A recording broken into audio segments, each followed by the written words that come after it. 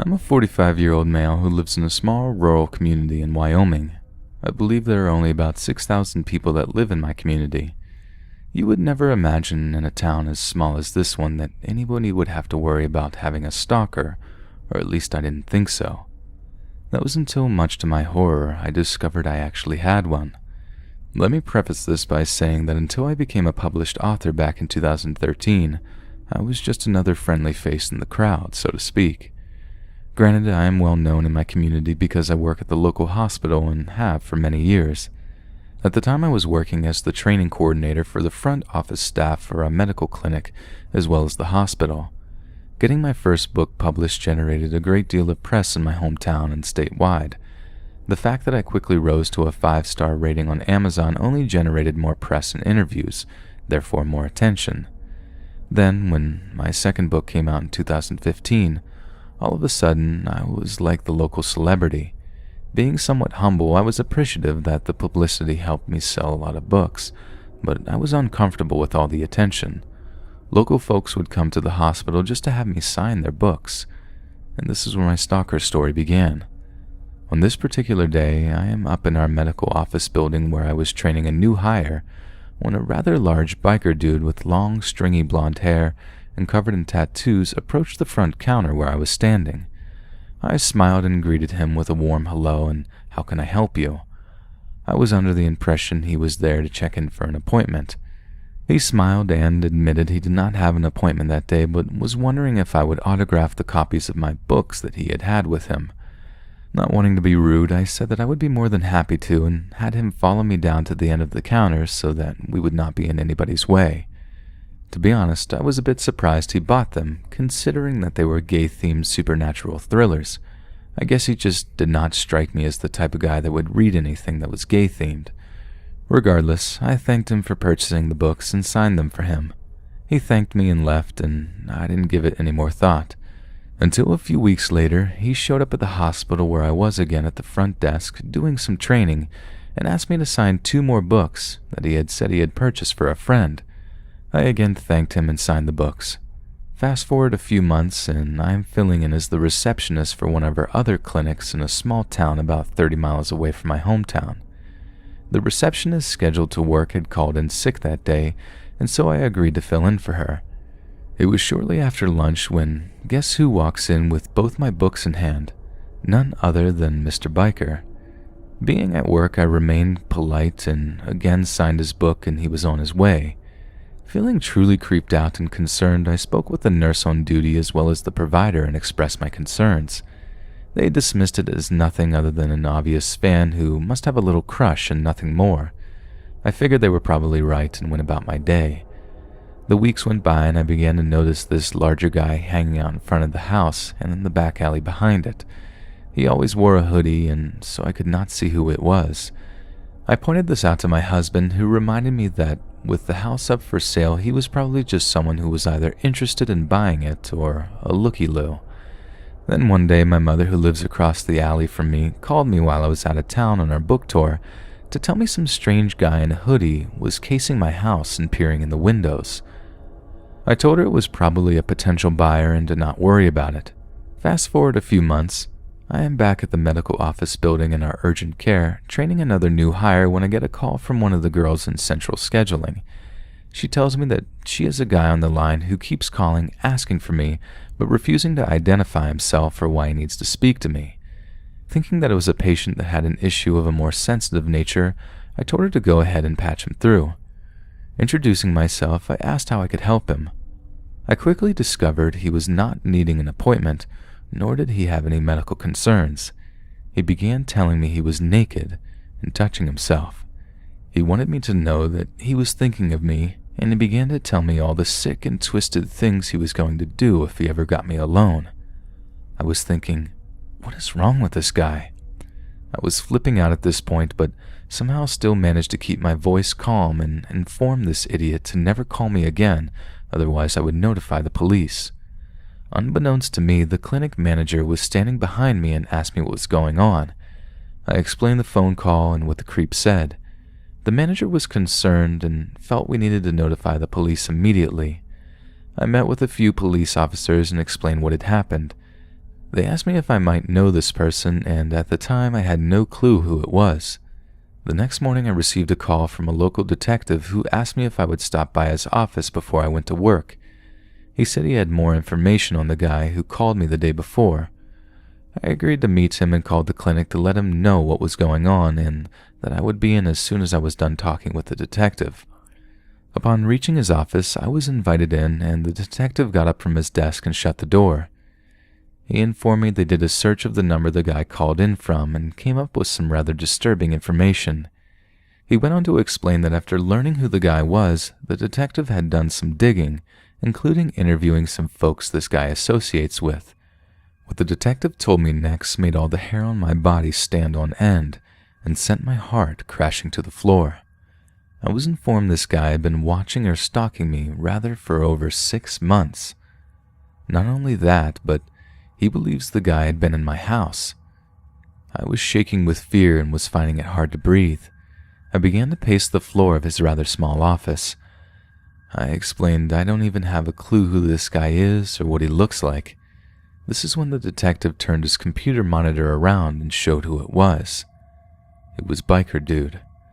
My blood ran cold and I felt that I was going to pass out.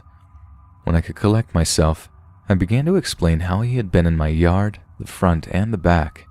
He had been sitting in front of my house on the street. I also told him I have seen him walking up and down the alley between my mother's house and mine. The detective informed me that this guy was a well-known gang and drug dealer from California and has been living in my hometown dealing here for years now. He told me I needed to make sure all my doors and windows are locked at all times and always have somebody walk me to my vehicle and never go anywhere alone. He said this guy had been accused of threatening to kill a witness in previous drug offenses, and that is why he is still in the streets, so to speak. Then, much to my surprise and horror, the detective asked if I would be willing to befriend this guy and help the cops set up a drug sting operation. I was mortified and angry to say the least. I told him I needed time to absorb all of this and to get back to him. My manager and the CEO of the hospital met with me when I got to work that day, and I told him everything. An organization-wide email went out with this guy's picture along with an alert asking that the COE, clinic manager, and I be notified if the creep was spotted in any of the facilities. We are a small hospital, so to speak, so we have no security. 2 weeks went by and things seemed to calm down. My husband and I had gone out for the evening and reminded our roommate that if he left the house to be sure to lock all the doors. We had already made him aware of the situation. He had seen the guy sitting in front of the house on several occasions but just shrugged it off. I needed to get out for a bit because I felt like a trapped rat. It was a great night and for a while I was able to forget about it all. Upon returning to the house, much to my relief, the front door was still locked. I walked through the house to the back door and it too was locked. Our roommate was sound asleep in his room. I breathed a sigh of relief and made my way to the bedroom. As I walked into the room, I noticed my husband was reading something, and he was white as a sheet. I asked him what was wrong, and he handed me the sheet of paper saying that it was under your pillow. Then I got up and then began looking in the closet and under the bed. He then went through the entire house while I read on in horror. The letter said, "Hello, sexy. Nice house. I love the smell of your pillow. I hope you don't mind, but I borrowed a few of your sexy things. I will return them when I have added my own scent to them. Don't bother contacting the police. I know when your mother is home alone. I know your mother's schedule as well as your husband's. By the way, your roommate is a very sound sleeper. I will be seeing you soon." I called the police, but they said there was nothing that they could do since he was no longer in the house, and I could not prove it was him because he never signed the note. I was crapping bricks because I still could not figure out how he could have gotten in. Another few weeks go by and I begin to realize I am seeing him everywhere. At the grocery store, the pharmacy, everywhere I went, he was always there, lurking in the distance. It had gotten to the point I was now on medications to help me sleep and antidepressants because I felt like I was losing my mind. I couldn't function because the cops kept saying they could do nothing about it unless he harmed me or was caught in my home. Sitting in front of it for a few hours on end in the alleyways is not illegal, apparently. and this went on for over a year. Where I work a professional job, I maintain my bubbly outward appearance in public, but hid like a timid little mouse behind locked doors at night, too afraid to leave my house. One night about 6 months ago, my husband and I awoke to lights flashing and people hollering outside. It sounded like they were right outside on the front lawn. Peeking through the drapes, I discovered they were right outside. They had some guy on the ground ordering him not to move. The fire department was there putting out a large 15-gallon gas can that had been lit on fire and placed on my front doorstep. We threw on our robes and rushed outside when we were met by several police officers. They had the biker guy on the ground in cuffs. One of the officers informed me the neighbors across the street called reporting a suspicious character lurking in my front yard and that they were carrying what appeared to be a rather large gas can. The officer also pointed out that all the tires of my car had been slashed. He went on to explain that bike dude had placed the gas can on the front step and lit it on fire. My heart was pounding so hard in my chest, I thought I was going to die of a massive coronary right there. I lost it and broke down sobbing. My husband, on the other hand, blew up. He was beyond angry.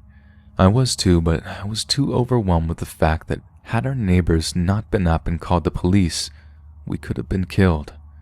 Biker dude is now behind bars, but was only sentenced to 2 years on a plea deal. The scariest thing about that is the police, nor the state, is required to notify me in the event this creep is released.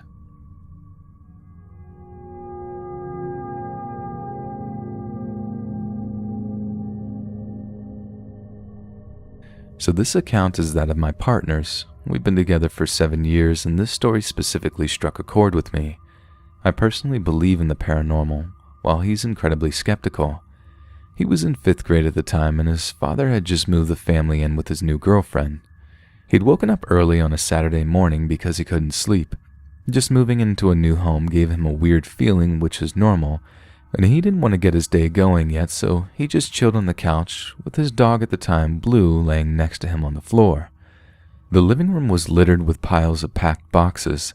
He suddenly got hit with a scent of tobacco, like the loose kind you put in a pipe, and he happened to look down to Blue, who a minute ago had been sleeping, was now awake, alert, and silently lifting his lips to a figure standing a good feet away with a pipe in its hands.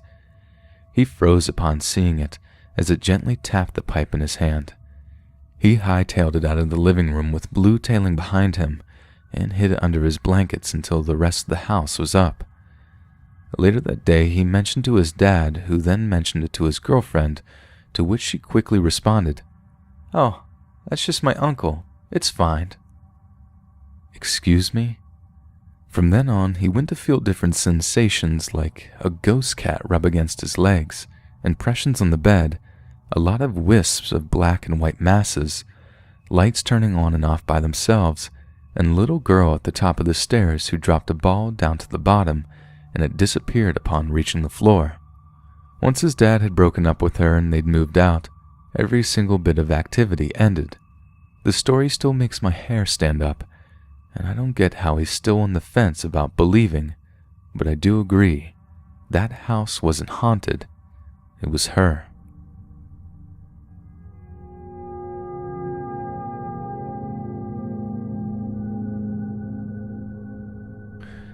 I'm a 17-year-old male currently living in Hawaii. Lucky me. But as a child, I was raised in a Christian home in a rural part of Nevada. For as long as I can remember, I've had a fascination for the unexplained and paranormal. Unlike my Christian family, I do not believe in anything that I cannot see for myself. Thus, up until recently, I only thought of the supernatural as a very ancient superstition, nothing to be afraid of or be concerned about. But like anyone else, I like a good ghost story. Some of the horrific stories that my friends would tell me would keep me up at night, not in fear, but in curiosity. I would always wonder what the meaning behind the phantom's actions would be, or even if there would be any reason behind it at all. If a shadowy figure stood across from you down the hall, what would he be trying to accomplish? Scare you, or feed off your fear? Call out to you, or help it pass over? Or is it doing that for no reason at all? This is what I was interested in, not so much the terror aspect of it. On my free time, I would usually, and still do, watch YouTube videos about the paranormal, namely by Darkness Prevails and Let's Read. My parents, being Christian, were greatly concerned about this interest and afraid that I would invite something into our house or our lives. I didn't believe that, thus I continued my routine. About 4 years ago, when I still lived in my Nevada home, my 10-year-old sister, who we'll call Sarah for the sake of the story, was scared and asked if she could sleep in my bed with me. This was nothing out of the usual. Sarah was still afraid of the dark, and she believed that if she slept with me, nothing would happen, or if something did happen, she'd feel less crazy because I'd be there to witness it. Like the older brother I am, I allowed her to sleep with me in my bed. Sometime later, we got into an argument about something I don't remember. I ended up feeling guilty and apologizing about the fight, but Sarah decided to sleep in her room despite me. I saw her leave, and the way my bed was positioned, couldn't see her after she had stepped out of the room. 10 seconds after Sarah had left, she sprinted back into my room, looking as pale as a ghost, leaped onto my bed, hid herself under my sheets, and latched onto me with a grip I had never felt before. She began crying, and it wasn't her normal cry. It sounded like there was a force behind her cry, as if though she wanted to cry as loud and as long as she could, but couldn't out of fear of being heard by someone or something, and her breathing was rapid, irregular, and shallow, as if though she was suffocating or drowning and reaching for air. I asked her what was wrong, but she never answered. I thought someone was in the house, so I wanted to get up and check. I moved only an inch before Sarah held me even tighter and cried, "Don't go! Please don't go!" I laid back down and tried to explain, but she talked over me and repeated this about 10 more times, before I assured her that I'll stay here until she calms down. After about 15 minutes, Sarah was calm enough to talk, but now she was shaking. I asked if she felt all right to explain what had happened, and through tears she explained the horror. When she stepped out of my room, she saw someone standing in the room directly in front of her. The room was my older brother, who had moved out about 7 years prior. Sarah and I had always seen things inside that room through the corner of our eyes, whether it be day or night, but when we looked, nothing would be there. The figure looked like my father, and it stood just enough inside the doorway for her to see its figure. It even appeared to have his exact clothes on. Its body was facing her.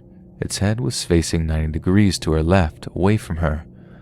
Once she had seen it, she realized that my father was at work, driving a semi-truck to Boise, Idaho for one of his regular runs. No other males besides me lived there. When she had realized these things, the figure slowly turned its head towards my sister, and while doing so, changed from my father's appearance into what she thinks was its own appearance.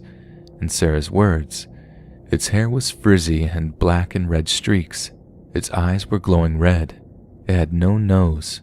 Its skin palish blue. You could see the veins, which were tar black. He was extremely tall and slender, with long, bony arms reaching past his knees. His fingers had thick, long, and sharp nails that were stained with black substances. It wasn't dripping off of its nails. It was like crusted on. It stood there extremely straight and stiff and just stared at me. It didn't say anything or make a sound, and filled me with this almost paralyzing fear. Seeing this, she wanted to run to my parents' room down the hall, but she feared that she might not make it before this thing caught her. So she looked quickly behind her to see if my door was still open so she could dash into my room. When she looked back, the figure was 2 feet close to her, still retaining the same posture and unwavering stare. As soon as she saw this, she turned and bolted into my room.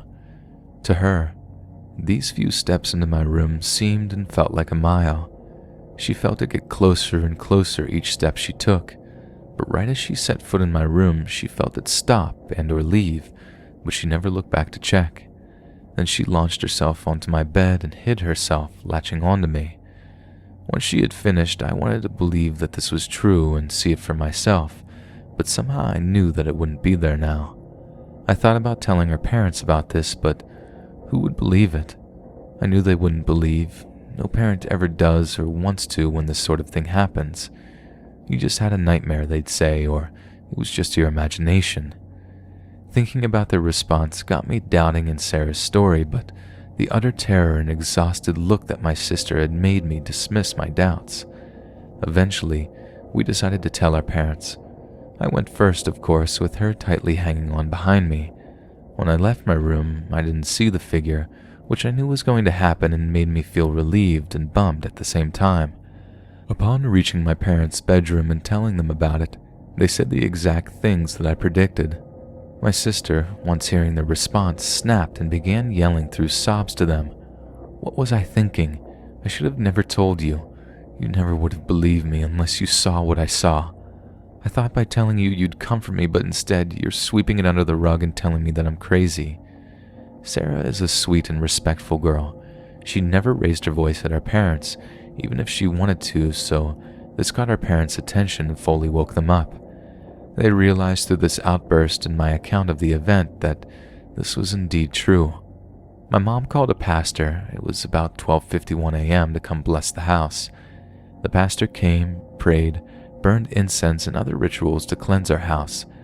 I didn't believe any of this work, but it made my sister feel a little more at ease, so that made me feel better. My parents and Sarah never told anyone of this, still believing it could be some imagination, and I only told a few close friends when they would sleep over. Fortunately, we moved 2 years later to Hawaii, leaving that thing behind. Although other things, such as bowls falling out of the cabinets by themselves or random but ghastly screams have happened, nothing ever occurred before or after that was as serious as this. After this event, I wanted to know what my sister saw, so I searched online for what it could be. I thought that it could be a Wendigo or skinwalker, but all of those things would have hurt my sister and probably all of us if it was any of those. If you think you know what this could be, please write it in the comments, and thank you for reading this interesting story.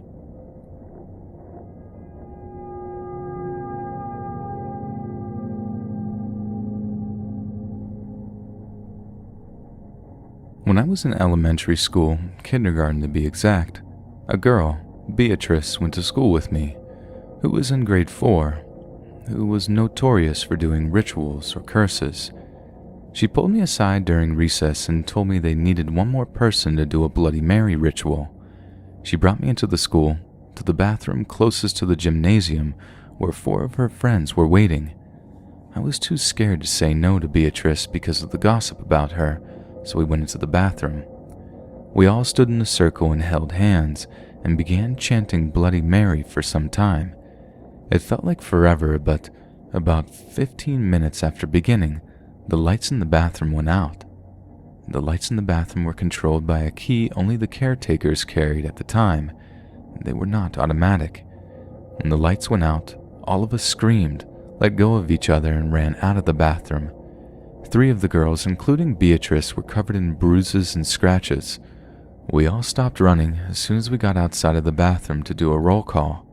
We were missing one of the girls, specifically the one who was holding my left hand during the game. As soon as the lights returned in the bathroom, we went inside to see if she got hurt or hid somewhere until the lights came back on. We searched the bathroom high and low, but she was nowhere to be found. We all freaked out for a while and tried to rationalize. There must be another door, like a hidden door in there, or she could have ran right past us.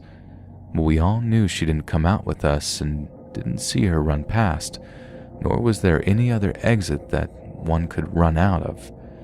We all parted ways, and none of us ever saw that girl again, not even Beatrice. I didn't even get a glimpse of her anywhere at school. Who knows what happened? All I know is I hope she made it out.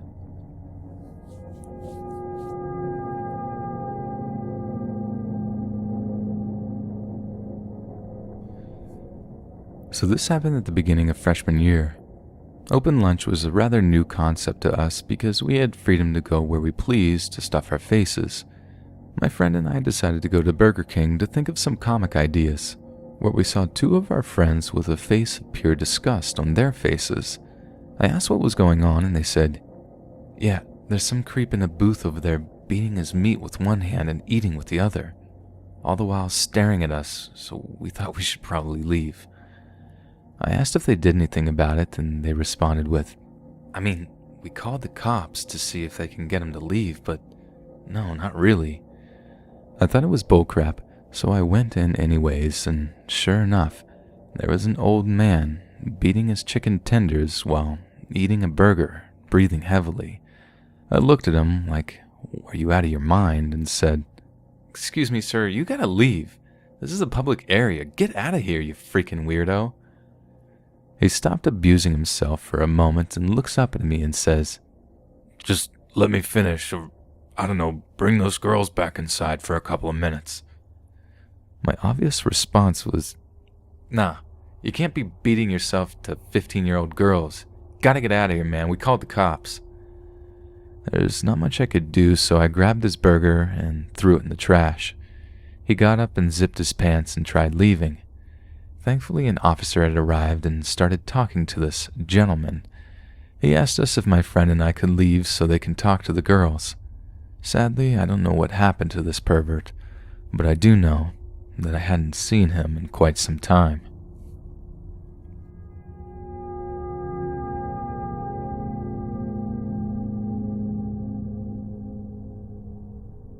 Growing up, my dad had a very, very bad temper.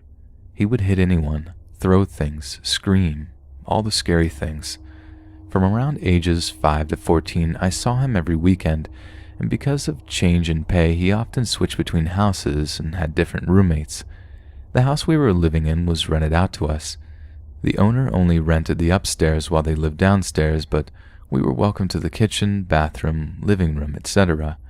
I remember one roommate I got along with very well. We'll call them Tina. My dad and Tina dated before, but had broken up at this time, and my dad used the space to see other women. He once had one over. It was the first time they met and the first sleepover. Tina and I went upstairs. I was playing with a snake our housemates had. She was a python named Medusa, while Tina did her own thing. When my dad came downstairs to greet his guests, he told us he wanted us upstairs in our section of the house. We listened, and as they were sitting on the couch, Tina and I were in the room knitting or doing our nails or something. Tina told my dad he would give them alone time and go downstairs. This resulted in him getting angry as he already told us he wanted us up there. They had a verbal altercation, and this led to my dad's guest running out of the house, reasonably scared. My dad hated this, and he chased after her, and when she drove away, you could hear him wailing downstairs for her to come back, uncontrollably sobbing. This went on for hours then, and the house was silent. My dad slowly crept back upstairs to our section and into Tina's room. I laid in my bed crying and sobbing and shaking because I knew what was going to happen. I knew my dad was going to punish her.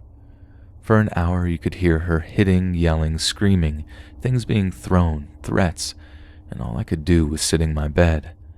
I was a young girl, and there was no way I could overpower my dad. After he calmed down, he came and checked on me and asked me why I was crying. I just told him I had a nightmare and went to bed.